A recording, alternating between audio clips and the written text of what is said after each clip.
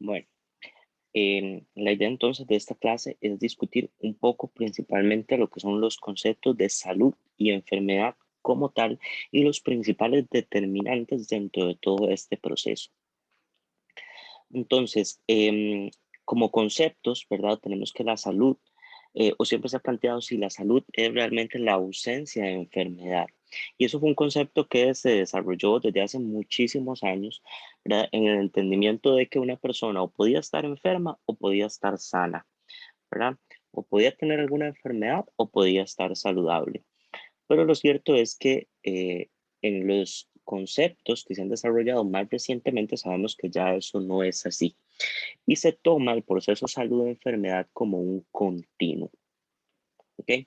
De hecho, para hablar de salud, ¿verdad? Tenemos que hablar de un estado dinámico que es variable, que no solo implica un individuo, sino que puede implicar todo un colectivo, ¿ok? Y que está determinado por otros muchos factores, ¿verdad? Que van desde la parte social, la parte genética, la parte ecológica, ¿ok? Y en general tienen muchísimas aristas, ¿verdad? Desde donde se puede desarrollar ese proceso de salud. Y lo mismo sucede con la enfermedad, también se considera un proceso que es dinámico, ¿verdad? En donde van a intervenir muchos otros factores y muchos otros elementos. Y eso puede llegar a alterar el equilibrio normal del organismo. Está muy relacionado a la vez de un concepto que se conoce o que se llama como homeostasis, que ustedes ya estuvieron viendo en clases previas, ¿verdad? En donde básicamente la homeostasis es ese equilibrio, ese estado de equilibrio o estado estacionario, más bien, en el que se mantienen la mayoría de las variables del organismo. El momento en que algunas de estas variables empiezan a fallar o empiezan a salirse, es entonces cuando empezamos a ver el proceso de la enfermedad. Ahora, para ver estos procesos de enfermedad, la variable no tiene que llegar hasta su punto máximo de deterioro. ¿Ok? Existen grados de enfermedad y por eso se considera que estos procesos son continuos.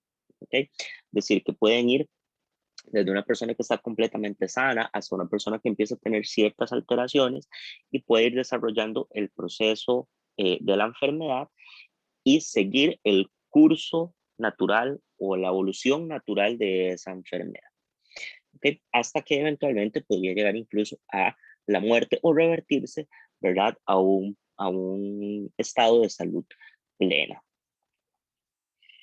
Hay factores, ¿verdad?, que van a determinar ese proceso salud-enfermedad. Usualmente se dividen en lo que son factores determinantes y factores condicionantes. Vamos a empezar con los factores determinantes, dentro de los cuales tenemos dos principalmente. Los primeros son los factores ecológicos.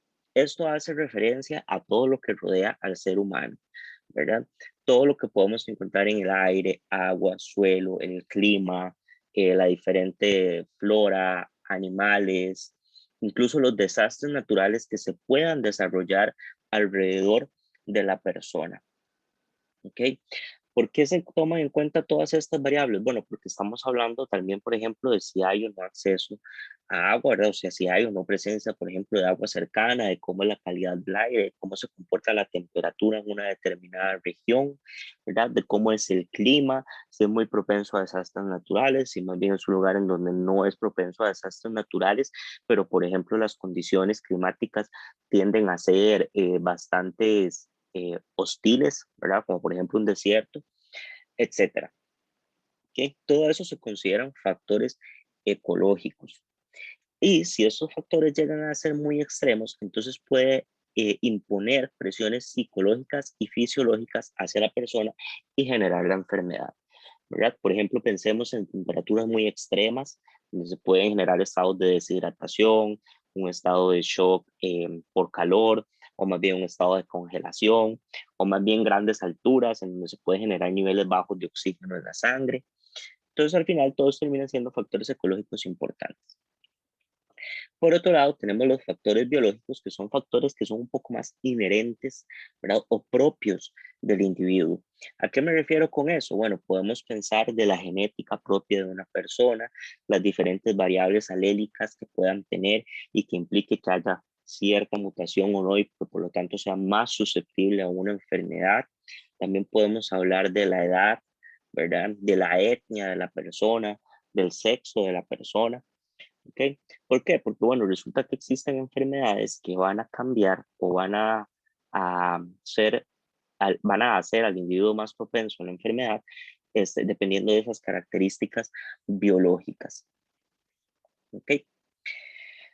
Aparte de estos factores, ¿verdad? Y que entonces los conocemos como determinantes, porque son muy difíciles de modificar, que ya van a estar presentes, a menos de que un individuo se vaya a vivir completamente a otro lado. En el caso de los ecológicos, va a ser muy difícil modificarlo, y en el caso de los biológicos todavía más complicado.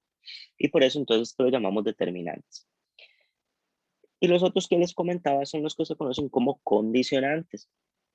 ¿Ok? Los factores condicionantes precisamente son los que llegan a ser más modificables. Dentro de esos tenemos varios factores importantes, ¿verdad? Por ejemplo, toda la parte social. ¿Ok? Existe, por ejemplo, toda la parte de educación, em, que puede generar que exista, no sé, mejores o peores prácticas de higiene, de cuidado personal, etcétera, ¿verdad? Y entonces sabemos que eso también puede estar relacionado a la aparición o no de ciertas enfermedades. También existen los factores que son, por ejemplo, culturales. ¿Okay? Existen ciertas culturas en las que cierta costumbre, por decirlo así, o cierta tradición o ciertas prácticas están bien vistas en general por toda la población, ¿verdad? Existen culturas, por ejemplo, en donde el tabaquismo está muy bien visto, la obesidad se ha normalizado, etcétera. ¿Ok? Y todo eso lleva también entonces, ¿verdad?, a que en ciertas culturas exista una cierta predisposición al desarrollo de ciertas enfermedades. Luego tenemos los factores políticos, que son muy importantes, principalmente desde el punto de vista de políticas de salud pública, ¿verdad? No es lo mismo nacer en un país que nunca se ha preocupado por sus políticas de salud pública y donde uno puede ver que hay tasas de mortalidad infantil altísimas y la esperanza de vida no llega ni a los 50 años, versus otros países en donde a través de los años, ¿verdad?, se ha invertido muchísimo en esas políticas, en promoción, prevención de la salud, que ahorita vamos a hablar un poco de eso, y se puede observar, ¿verdad?, que existen tasas bastante bajas de mortalidad y en general también que las personas viven 80 y resto de años. ¿Ok? También tenemos los factores económicos. En cuanto a los factores económicos, ¿verdad?, es muy importante el acceso a esos recursos. Obviamente las personas con acceso a más recursos usualmente tienen una mejor calidad de vida. ¿Por qué? Porque tienen la capacidad de pagarse sus seguros médicos, tienen la capacidad de pagarse sus tratamientos, sus médicos para el diagnóstico, sus imágenes, sus laboratorios, etcétera. Versus otras personas que podrían ser de escasos recursos y que entonces se les va a dificultar un poco más ese acceso a la salud. En ciertos países, ¿verdad? Eso no es tan marcado como, por ejemplo, en el nuestro, ¿verdad? Porque tenemos un sistema de seguridad social, pero en otros países en donde la salud es completamente privatizada, esas diferencias en poder adquisitivo son bastante importantes. Y por último, los factores de prestación de servicios, ¿verdad?, que básicamente está asociado a la calidad y la cobertura, ¿verdad?, que usualmente los gobiernos tienen de esos servicios esenciales: acceso al agua, acceso a la electricidad, acceso incluso a la misma salud, ¿verdad? Que, por ejemplo, en el país tenemos una atención primaria que es bastante buena, ahí vais por todo lado, ¿ok? Entonces, eso también es un factor muy importante en cuanto a estos procesos de salud de enfermedad. Ahora, una vez que sabemos entonces qué es el proceso de salud de enfermedad, cuáles son los factores que los pueden afectar, ¿qué pasa cuando empieza a darse un proceso de enfermedad como tal? Bueno, hay que llegar al diagnóstico dentro de ese proceso de salud de enfermedad. ¿Qué le está pasando al individuo? ¿Ok? ¿Y por qué es muy importante? Bueno, porque a partir del diagnóstico se establece el tratamiento y el tratamiento nos va a permitir detener ese proceso de salud de enfermedad o retrasarlo, ¿verdad? Porque hay casos en los que no se puede detener, pero por lo menos retrasarlo, hacer un abordaje más adecuado, darle calidad de vida a ese paciente. Entonces, desde el punto de vista del diagnóstico, tenemos 5 grandes formas en las que se pueden realizar. El primero de ellos es el de tipo etiológico, que lo que me dice es básicamente qué es lo que está causando la enfermedad, ¿verdad? ¿Qué sé yo? Si es un trastorno, una enfermedad de tipo infecciosa, que un virus, que una bacteria, si es una enfermedad de tipo autoinmune, si es una enfermedad causada por algún factor en el ambiente, ¿ok? Ahí estoy haciendo un diagnóstico de tipo etiológico. También tenemos los diagnósticos que son de tipo sindromático. ¿Qué significa eso? Los síndromes son básicamente grupos de signos y síntomas, pero no son enfermedades como tales. ¿Cómo así? Bueno, por ejemplo, yo puedo tener un síndrome, ¿verdad? Les digo como uno de los ejemplos más específicos, que es la insuficiencia cardíaca. Se considera un síndrome. ¿Por qué? Porque la insuficiencia cardíaca es una serie de signos y síntomas que puede presentar un paciente. Pero la enfermedad que hay detrás de esa insuficiencia cardíaca puede ser alguna enfermedad en las válvulas, puede ser alguna enfermedad en los pulmones, puede ser alguna enfermedad en los vasos sanguíneos. ¿Ok? Entonces, realmente lo que estoy estableciendo es un diagnóstico sindromático. A partir de los signos y síntomas que el paciente tiene, yo puedo decir, tiene tal síndrome. Ahora voy a ir a buscar la causa. Muchas veces esa causa no la encontramos, pero al menos podemos tratar los signos y los síntomas cuando logramos establecer síndromes dentro de las personas. El otro tipo que tenemos de diagnóstico es el patológico, ¿verdad? Usualmente es el que establece como el diagnóstico final y casi siempre está dado por una muestra histológica, es decir, tomo una biopsia o tomo una muestra del paciente, voy, la observo a microscopio, le puedo hacer diferentes tinciones, etcétera, ver morfologías y entonces a partir de esa muestra que obtuve voy a tener un diagnóstico en ese paciente. ¿Ok? Luego tenemos el fisiopatológico, que usualmente está dado por los mecanismos que me llevan a esa enfermedad, ¿no? Entonces yo digo, bueno, este paciente tiene tales signos, tiene tales síntomas y tiene este proceso evolutivo de la enfermedad. Estos mecanismos son los que lo llevaron a generar tal enfermedad. ¿Ok? Entonces estoy estableciendo un diagnóstico de tipo fisiopatológico. ¿Qué fue lo que pasó? ¿Ok? No es qué lo causa, sino qué fue lo que pasó, cómo evolucionó. ¿Verdad? Muchas veces, por ejemplo, yo puedo tener un cuadro muy característico de un paciente y resulta que no sé si fue un virus o si fue una bacteria o no sé lo que fue, ¿verdad? Pero según la fisiopatología que presenta ese paciente, puedo establecerlo en una u otra enfermedad. Y por último, tenemos el diagnóstico de tipo diferencial. Usualmente eso es cuando el cuadro está como muy turbio, ¿verdad? Como que no se sabe bien qué es lo que podría tener el paciente. Entonces resulta que yo tengo un cuadro clínico, una cara, no sé, unas ciertas síntomas y signos, ¿verdad? En los que se comparten en varias enfermedades. Entonces yo puedo decir, bueno, este paciente podría tener la opción A, la opción B, la opción C o la opción D, ¿ok? Y a partir de lo que sea menos probable, ¿verdad? Ahí pues voy descartando y al final me quedo con el diagnóstico que más bien es más probable según las características del paciente. ¿Ok? Una vez que tenemos el diagnóstico, quedamos en el tratamiento, que básicamente son todas aquellas acciones que están dirigidas a detener o retrasar la evolución natural de esa enfermedad. ¿Verdad?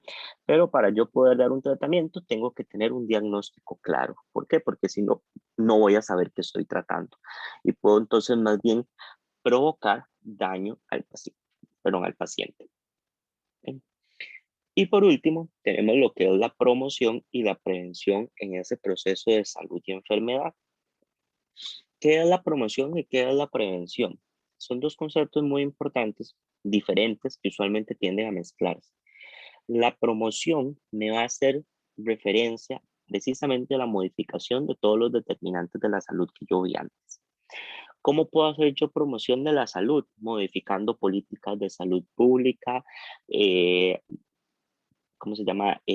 Mejor acceso al agua, mejor acceso a hábitos de higiene, educación para la población, etcétera. Es decir, estoy cambiando los factores que pueden ser condicionantes a que ese sujeto vaya a darle una enfermedad.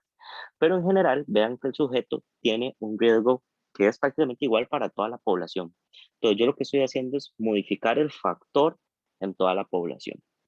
Cuando yo hablo de prevención, entonces yo ya estoy haciendo una intervención, pero en cierto punto del proceso salud-enfermedad.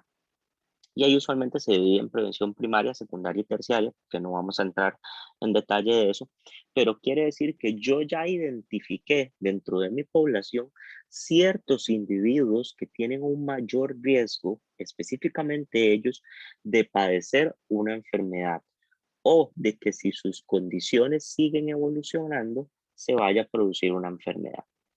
Por ejemplo, una persona que tiene una dislipidemia y que tiene hipertensión, es decir, anda con el colesterol alto y que además tiene la presión arterial alta. Esa persona es susceptible a padecer algún tipo de enfermedad cardíaca. Entonces, ¿cómo hago yo prevención? Básicamente controlando esos factores. ¿Esos factores son iguales para toda la población? No. ¿Por qué? Porque no toda la población tiene la presión alta y el colesterol alto. A diferencia de, en el caso de la promoción, donde sí toda la población tenía un déficit de acceso a agua potable. ¿Okay? Entonces, aquí en la prevención yo tengo individuos específicos, ¿verdad? Que tienen ciertos factores de riesgo. Y entonces yo empiezo a intervenir en esos individuos que tienen factores de riesgo, de forma que yo evito, en este caso específico, que se dé la enfermedad cardiovascular. ¿Verdad? Y lo mismo aplica para otro montón de enfermedades que pueden ser prevenibles. Y bueno, con eso termino entonces esta primera parte del, del resumen de los tres primeros capítulos. Y en la próximo video vamos a ver entonces el segundo capítulo que ya hace un poco más de referencia a lo que es la parte de semiología clínica.